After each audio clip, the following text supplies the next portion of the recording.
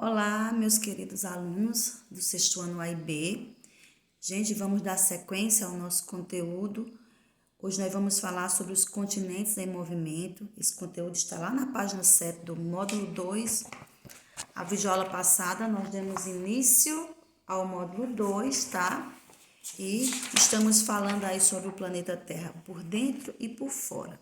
Só para a gente lembrar do que já foi dito, nós vimos que o planeta possui camadas internas, chamada de manto, crosta e núcleo. Vimos também que o manto é formado por uma parte líquida, né, chamado de magma, e que o núcleo é formado por duas partes, né, ele possui uma camada interna que é sólida, não é líquida, mas é quentíssimo, e possui um núcleo externo que é líquido, formado não por rochas, mas sim por ferro e níquel derretido, tá? E aí, dando sequência a esse conteúdo, aí na página 7, hoje eu quero estar falando para vocês sobre os continentes em movimento, tá? Gente, a história dos continentes, ela é interessante porque fatos históricos vêm mostrar que há alguns anos atrás, esses continentes não eram separados, eles eram unidos. Tem aí na página 7 uma imagem que mostra isso. Então, o que levou os cientistas, os historiadores a chegar a essa conclusão? Foram três motivos bem simples. O primeiro é o fato dos continentes parecerem um quebra-cabeça. Então, se a gente analisar bem e se a gente pudesse puxar os continentes, eles iam se encaixar direitinho.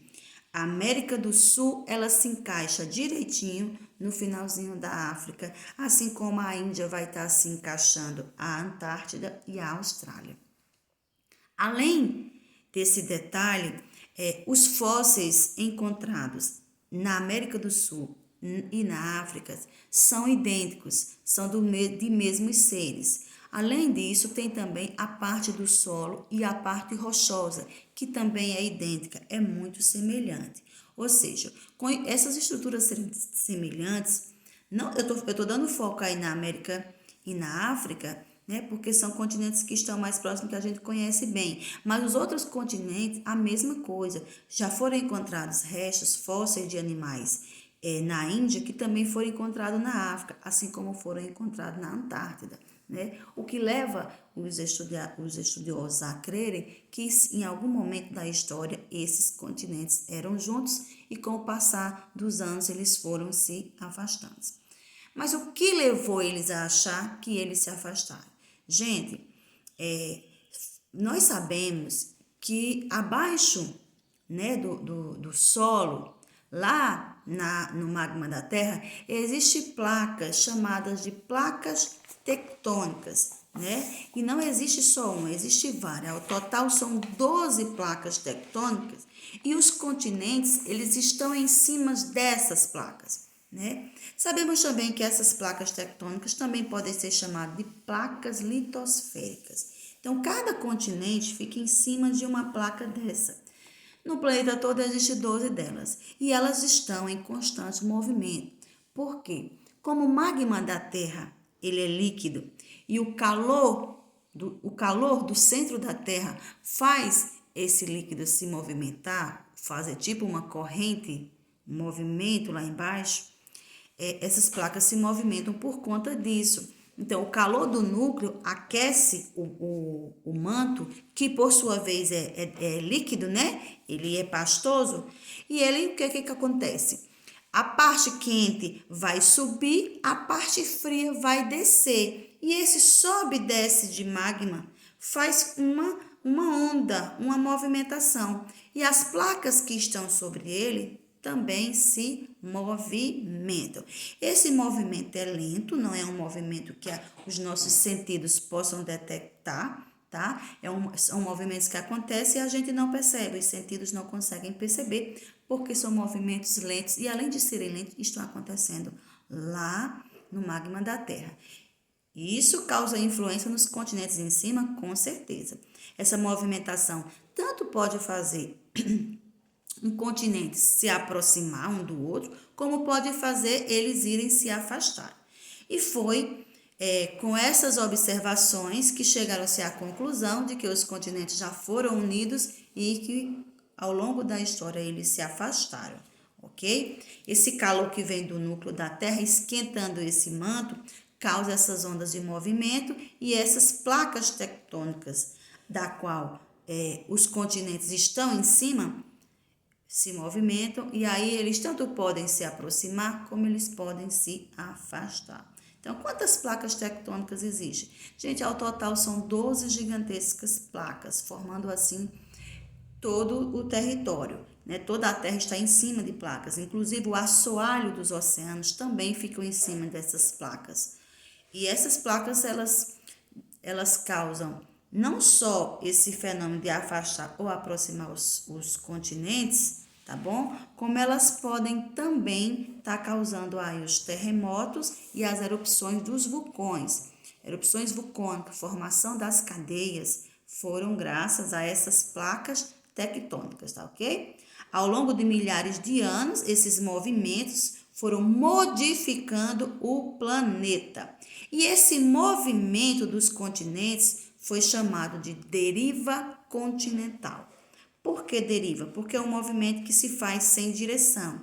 Continental, porque é os continentes em movimento. Então, deriva continental. Isso aconteceu ao longo de milhares de anos. Professor, e atualmente isso acontece? Com certeza, isso continua acontecendo, porém a gente não consegue perceber. Eu já falei que são movimentos lentos. Quando a gente vai perceber um movimento desse? Nos terremotos, mas o terremoto não é o movimento de uma placa. O terremoto é simplesmente o contato de uma placa com outra, né? O fato delas estarem ali pertinho uma com o outro, em algum momento elas vão forçar e liberar uma energia que a gente chama de ondas sísmicas. E essas ondas é que causam os terremotos, ok? A ideia de que a crosta da Terra é formada por placa em movimento chama-se tectônica global, ou seja, essa ideia que prova que o planeta todinho está em cima de placas tectônicas é chamado de tectônica global ou tectônicas de placa. O movimento das placas está relacionado também com erupções vulcânicas e com os terremotos que eu acabei de falar para vocês. Esses fenômenos ocorrem nos limites entre as placas. Então, o que seriam os limites entre as placas? Eu vou pegar aqui dois objetos para que vocês entendam. Se eu vou simular que essa caneta e essa régua fosse placa, então os limites entre elas, aqui, ó, aqui a pontinha, o encontro de uma com outra, é o que causa esses terremotos, é o que causa a formação das cadeias de montanhas. Por quê? Porque esses limites podem se tocar, se chocar, quando essas placas estão se movimentando lá no magma da Terra. E eu já expliquei por que o magma se movimenta, né? Porque ele é líquido, ele é aquecido pelo núcleo, e aí a parte mais quente vai subir, a parte mais fria, menos quente. Eu acredito que menos quente, né? Porque eu duvido que lá embaixo tem alguma coisa fria. Mas a parte menos quente vai descer, né? Que a gente diz aí que é a parte fria, e vai causar essa movimentação, essas ondas. Essa movimentação faz com que as placas que estão sobre o magma, essas placas que nós conhecemos como placas tectônicas, também se movimentem. É um movimento à deriva. Tanto pode ir à direita como ela pode ir para a esquerda, ela pode ir para o lado. E aí, os limites entre uma placa e outra pode se chocar, e aí esse choque causa a formação das cadeias de montanhas, as erupções dos vulcões, os terremotos, os outros fenômenos que a gente conhece e que vocês também vão ver lá no conteúdo de geografia, tá bom? Então, aí na página 10, vamos falar sobre a formação das cadeias. Como é que se formaram as montanhas? As montanhas se formaram com o deslize de uma placa tectônica sobre outra, gente. Como assim, professora? Elas vêm se movimentando e em determinado momento elas se chocam, tá? Se batem, uma desliza sobre a outra e há uma elevação. A terra que está em cima vai ser elevada, jogada para cima. Então, esse toque, esse deslize de uma placa sobre a outra joga terra para cima e aí foi formando as montanhas, formando as cadeias. Tem aí na página 10 que ele supõe-se que foi assim que surgiram as cadeias dos Andes, Alpes europeus e do Himalaia, sendo que a cadeia do Himalaia é a mais antiga, tá bom? A cadeia dos Andes teria se formado com o choque da placa do Sul-América com a placa de Nársica.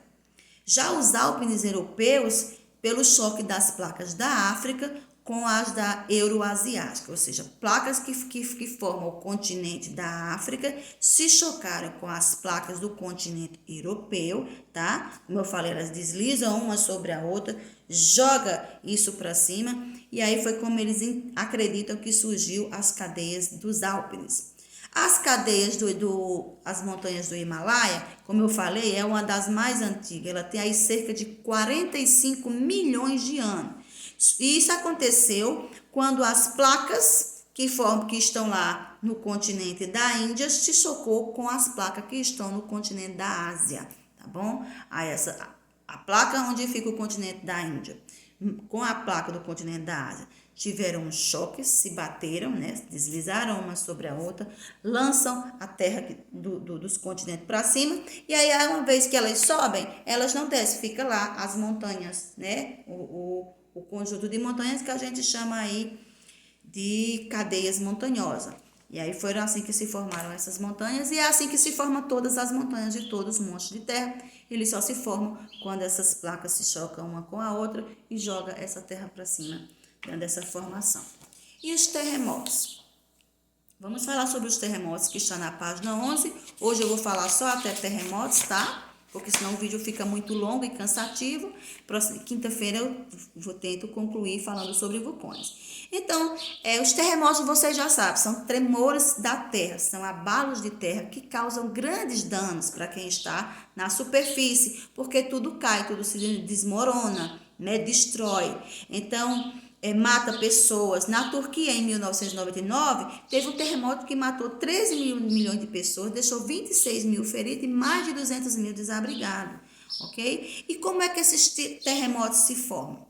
Nos terremotos, gente, não há um choque da placa, até porque se houvesse um choque da placa, o chão subiria, formaria uma cadeia, né? Que a gente já viu, se elas se chocarem, a terra não vai, tanto vai tremer como vai subir, né? Os terremotos não é bem um choque das placas. Na verdade, é quando essas placas ficam juntinhas assim uma da outra, tá? Formando uma pressão uma sobre a outra, nos limites da outra, que nem eu tô fazendo aqui com essa caneta e com essa régua, e essa pressão vai chegar um momento que vai liberar uma onda de energia muito forte. Essas ondas de energia são chamadas de ondas sísmicas, o que fazem com que as rochas comecem a se abalar, comecem a se tremer, e aí formam os tremores, balançando o continente e abrindo fendas e derrubando tudo que está sobre ele, tá bom? Os terremotos não são bons, eles acontecem, tem áreas para acontecer, são geralmente na áreas formadas por muitas placas tectônicas, onde essas placas ficam se encontrando constantemente, né? Elas estão aí. Vocês têm uma imagem na página 11 que faz você entender melhor o que eu estou falando. Dê uma analisada nessa imagem que você vai ver aí, ó, a placa bem juntinha uma da outra, fazendo uma força e liberando uma energia. Essa liberação de energia que vai causar o terremoto, tá bom? Esses terremotos, isso quando acontece no continente. Se isso acontecer nos assoalhos dos oceanos, tá bom? Com as placas que estão abaixo dos mares dos oceanos, vai causar o maremoto. Em vez de ser terremoto estiver acontecendo em terra, estiver acontecendo em mar, vai causar o maremoto. E aí vai levantar aquelas ondas gigantescas chamadas de tsunami, que conseguem chegar até as encostas dos oceanos e destruir todas as cidades, ou tudo que tiver nessa área aí. Então, hoje nós vamos falar só até sobre os terremotos. Eu vou deixar a atividade para vocês e na próxima aula eu vou fazer a videoaula falando sobre os vulcões, tá bom? Então, beijos, dê uma lida no conteúdo, não assista só a videoaula, leia também o conteúdo, porque tem muita coisinha, muito detalhinho que você pode estar aí reforçando o seu aprendizado. Então, um beijo no coração, estou com muita saudade de vocês, meus amores.